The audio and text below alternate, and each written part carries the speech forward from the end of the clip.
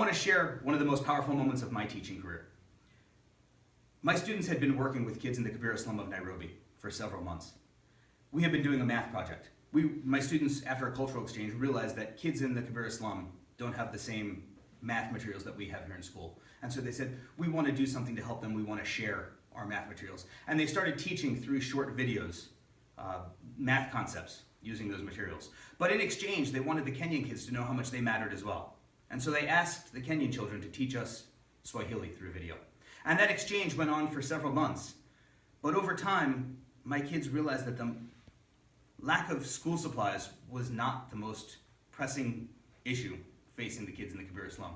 You see, Kibera is an area of about 10 square miles, and about 1.5 million people live in that area. The infrastructure is terrible. During the rainy season, the pit toilets overflow, and sometimes the water supply gets contaminated.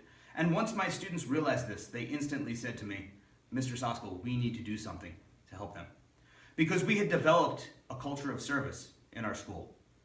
Kids knew that learning was not just to pass tests and quizzes, but that learning was to be used to make the world better and to solve real problems. And so we partnered with kids in Greece and in Kansas to raise money for water filters. I happened to write a grant to fly over to Kenya to deliver math materials, to document the learning gains from our math project, but also to hand deliver those water filters. And the most powerful day of my teaching career was the day where the filters got delivered and I was able to set up a 7-school Skype call.